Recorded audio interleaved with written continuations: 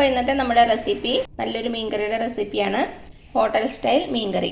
ഇത് നല്ല ഈസിയാണ് ഉണ്ടാക്കാൻ, അതേപോലെ തന്നെ നല്ല ടേസ്റ്റിയുമാണ്. അപ്പോൾ നമുക്ക് നമ്മുടെ മീൻ കറി എങ്ങനെ ഉണ്ടാക്കുന്നതെന്ന് നോക്കിയാലോ.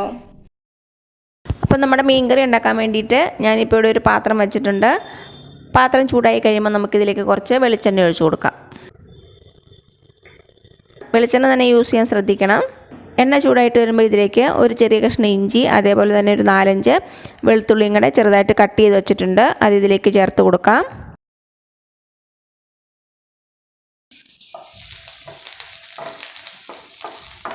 ചെറുതായിട്ടൊന്ന് വഴറ്റി കൊടുക്കുക. കുറച്ച് നേരം വഴറ്റിയാൽ മതി, ഒത്തിരി അങ്ങ് മൂത്ത് പോകണ്ട. ഇത്രയും മതിയാകും. ഇനി നമുക്ക് തീ ഓഫ് ചെയ്യാം. തീ ഓഫ് ചെയ്തിട്ട് ഇതിലേക്ക് കുറച്ച് പൊടികൾ ചേർത്ത് കൊടുക്കണം. തീ ഓൺ ചെയ്ത് വെച്ച് പൊടികൾ ഇടുമ്പോൾ ചിലപ്പം കരിഞ്ഞു പോകാൻ സാധ്യതയുണ്ട്.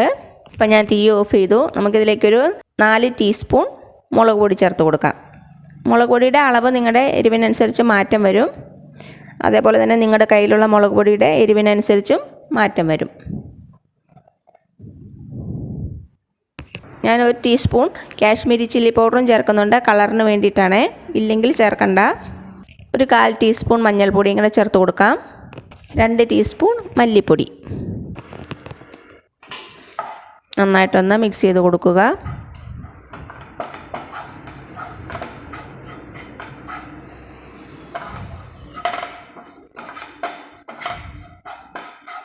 പാത്രത്തിൻ്റെ ചൂടുകൊണ്ട് തന്നെ ചെറുതായിട്ടൊന്ന് മൂത്ത് വരും നമ്മുടെ പൊടികൾ.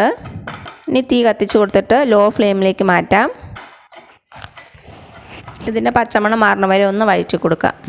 ലോ ഫ്ലെയിമിൽ തന്നെ വെച്ചാൽ മതി, കരിഞ്ഞു പോകാൻ പാടില്ല. അപ്പോൾ അത് ഒരു 2 മിനിറ്റോളം ആയിട്ടുണ്ട്. നമ്മുടെ പൊടികളുടെ പച്ചമണമൊക്കെ മാറിയിട്ടുണ്ട്. ഇനി നമുക്ക് തീ ഓഫ് ചെയ്യാം. തീ ഓഫ് ചെയ്തിട്ട് നമുക്കിതിലേക്ക് 1 കപ്പ് തേങ്ങ ചേർത്ത് കൊടുക്കാം.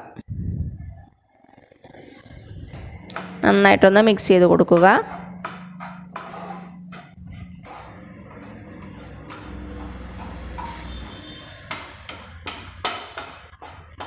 ഇപ്പം നന്നായിട്ട് മിക്സ് ചെയ്ത് കൊടുത്തു.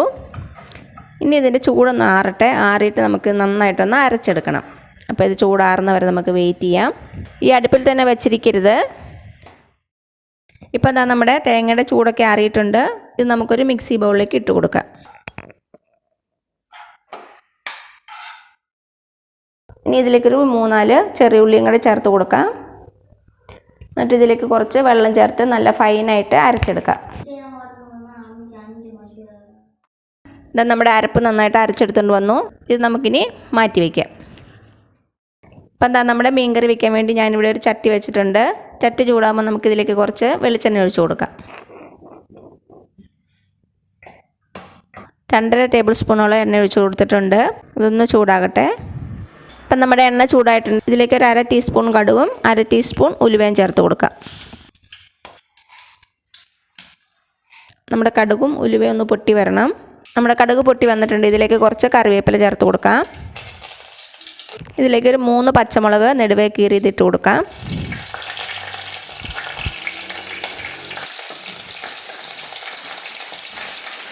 ഇനി ഇതിലേക്ക് ഒരു വലിയ തക്കാളി ചെറുതായിട്ട് കട്ട് ചെയ്തിട്ട് കൊടുക്കാം.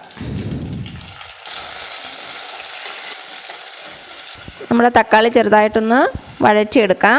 ഒത്തിരി നേരം വഴറ്റണ്ട, ചെറുതായിട്ടൊന്ന് വാടി വന്നാൽ മതി.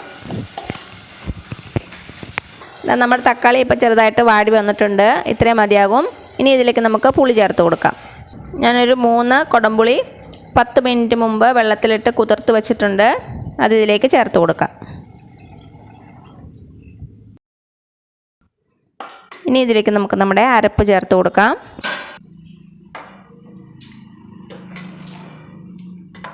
മിക്സി ബൗളിലേക്ക് കുറച്ച് വെള്ളം ഒഴിച്ചിട്ട് അതിലുള്ള അരപ്പങ്ങൾ നമുക്കിതിലേക്ക് ചേർത്ത് കൊടുക്കാം. 1 കപ്പോളം വെള്ളം എക്സ്ട്രാ ചേർത്തിട്ടുണ്ട്. നന്നായിട്ടൊന്ന് മിക്സ് ചെയ്ത് കൊടുക്കുക.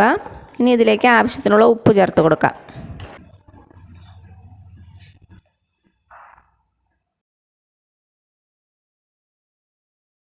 നമുക്കിതൊന്ന് അടച്ച് വെച്ച് കൊടുക്കാം. ഇത് നന്നായിട്ടൊന്ന് തിളച്ച് വരട്ടെ. നന്നായിട്ട് തിളച്ച് വന്നിട്ടുണ്ട്. ഇതിലേക്ക് മീൻ കഷ്ണങ്ങൾ ഇട്ട് കൊടുക്കാം. ഞാനിപ്പോൾ ഇവിടെ വറ്റയാണ് യൂസ് ചെയ്യുന്നത്. നിങ്ങളുടെ കയ്യിലുള്ള മീൻ ഏതാണോ അത് യൂസ് ചെയ്യാം. അയല യൂസ് ചെയ്യാം, അതേപോലെ നെയ്മീൻ, മത്തി, ഏത് വേണമെങ്കിലും നമുക്ക് തേങ്ങ അരച്ച് വയ്ക്കാം. ഞാനിപ്പോൾ ഇവിടെ ഒരു 3/4 കിലോയോളം മീനാണ് എടുത്തേക്കണത്.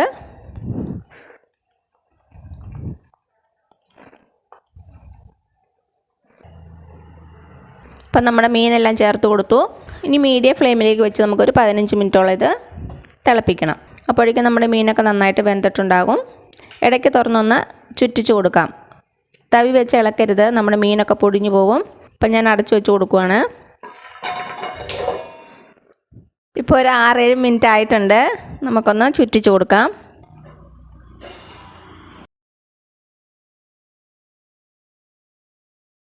വീണ്ടും അടച്ചു വെച്ച് കൊടുക്കാം. അപ്പോൾ എന്താ നമ്മുടെ മീൻ കറി വെച്ചിട്ട് ഒരു 15 മിനിറ്റോളം ആയിട്ടുണ്ട്. നന്നായിട്ട് വെന്തിട്ടുണ്ടാകും. നമുക്ക് തുറന്ന് നോക്കാം. അപ്പോൾ അതാ നമ്മുടെ മീൻ കറി എണ്ണയൊക്കെ തെളിഞ്ഞ് ചാറൊക്കെ കുറുകി നല്ല സെറ്റായിട്ട് വന്നിട്ടുണ്ട്. ഇത്രയും മതിയാകും. ഇനി അവസാനമായിട്ട് നമുക്ക് കുറച്ച് പച്ച വെളിച്ചെണ്ണയും അതേപോലെ തന്നെ കുറച്ച് കറിവേപ്പിലയും ചേർത്ത് കൊടുക്കാം. അപ്പോൾ അതാ നമ്മുടെ മീൻ കറി റെഡി ആയിട്ടുണ്ട്. നമുക്ക് തീ ഓഫ് ചെയ്യാം. അപ്പോൾ അതാ ഇത്രയേ ഉള്ളൂ നമ്മുടെ ടേസ്റ്റി ആയിട്ടുള്ള തേങ്ങ അരച്ച മീൻ കറി. ഇത് നമുക്ക് ചോറിൻ്റെ കൂടെയും കപ്പയുടെ കൂടെയും അപ്പത്തിൻ്റെ കൂടെയൊക്കെ നല്ല കോമ്പിനേഷനാണ്. അപ്പോൾ എല്ലാവരും ട്രൈ ചെയ്ത് നോക്കുക. എന്നിട്ട് അഭിപ്രായങ്ങളൊന്നും അറിയിക്കാൻ മറക്കരുത്. അപ്പോൾ ഈ വീഡിയോ ഇഷ്ടമാവുകയാണെങ്കിൽ താഴെ കാണുന്ന ചുമന്ന സബ്സ്ക്രൈബ് ബട്ടണിലൊന്ന് പ്രസ് ചെയ്ത് സപ്പോർട്ട് ചെയ്യണേ. അപ്പോൾ അതിൻ്റെ തൊട്ടടുത്തൊരു ബെല്ലൈക്കൺ വരും. അതും കൂടെ പ്രസ് ചെയ്ത് ഓൾ എന്നുള്ള ഓപ്ഷൻ കൊടുക്കുക. ഇനി പുതിയ റെസിപ്പി ആയിട്ട് വരുന്നവരേക്കും thank you so much. By.